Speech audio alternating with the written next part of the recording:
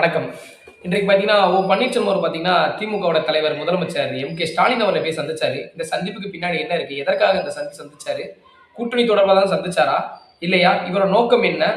அவர் அந்த சந்திப்புல ஸ்டாலின் அவர்கள்ட்ட கூறியது என்னது? அப்படின்றத உண்மைத்தன்மை தான் இந்த காணொளில நம்ம பார்க்க போறோம். அதாவது பன்னீர்செல்வம் அவர்கள் பார்த்தீங்கன்னா, ஆல்ரெடி ஒரு கட்சி ஆரம்பிச்சிருக்காரு. அந்த கட்சியில பார்த்தீங்கன்னா, பல்வேறு முக்கிய சட்டமன்ற உறுப்பினர்லாம் இருந்தாங்க. ஆனா, சூழ்நிலைக்கு ஏத்த மாரி எல்லாருமே விலகிட்டாங்க. இன்னைக்கு வந்து ஒரு அரசியல் அனாதையா வந்து பன்னீர்செல்வம் அவர்கள் இருக்காரு. கடைசியா அவர் கூட வந்து பார்த்தீங்கன்னா, மனோஜ் பாண்டியன், வைத்தியலிங்கம் இவங்க 2 பேர் இருந்தாங்க. இவங்க 2 பேர் பேச்ச கேட்டு தான் நான் இன்னைக்கு இந்த நிலைமையில இருக்கேன் அப்படின்னும் பன்னீர்செல்வம் அவர் வந்து கூறியிருந்தாங்க. இப்ப ஸ்டாலின் அவர்ட்ட போய் என்ன பேசியிருக்காங்க அப்படின்னா, வைத்தியலிங்கத்தையும், மனோஜ் பாண்டியன் அவர்களும் பார்த்தீங்கன்னா, கொஞ்சம் தள்ளியே வச்சுக்கோங்க.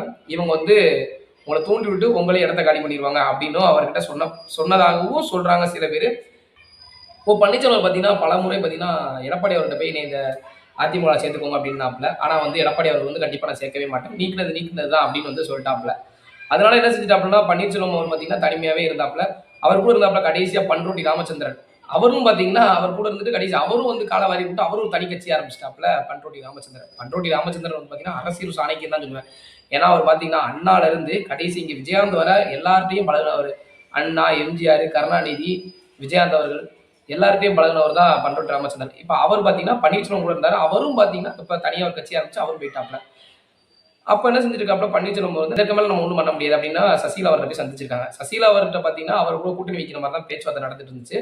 ஆனா திடீர்னு நீங்க சந்திச்சது காரணம் என்னன்னா, எடப்பாடி அவர் வந்து என்னையும் சசிகலாவையும் சேர்க்க மாட்டாங்க. எடப்பாடி அவர் வந்து நான் கண்டிப்பான முறையில தோல்வி அடைய வைக்கணும் அப்படின்னு ஒரு சந்திப்பு இருக்கு அப்படின்னு சொல்றாங்க. அது மட்டும் இல்லாம பார்த்தீங்கன்னா, சசிகலா அவர்கள் பார்த்தீங்கன்னா, அதிமுகல சேரதா இருந்தாங்க. அவங்களையும் எடப்பாடி அவர்கள் வந்து அதிமுகல சேர்த்துக்கல. இது வந்து ஒரு அரசியல்ல பார்த்தீங்கன்னா, ஒரு பெரிய ஒரு பிரச்சனைய ஏற்படுத்துச்சு.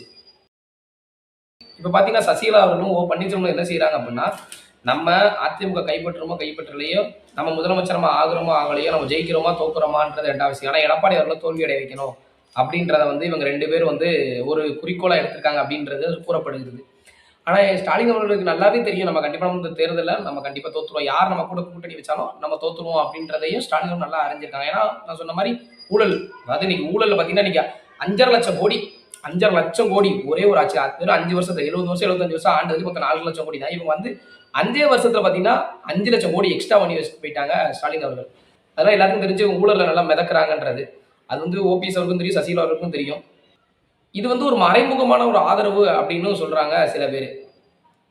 இதனால எடப்பாடி அவர்களுக்கு ஏதாவது சிக்கலா அப்படின்னு கேட்டா கிடையாது. என்ன ஒரு கா என்ன வருதுன்னா, இது வந்து தனிப்பட்ட ஒருத்தரோட பிரச்சனை.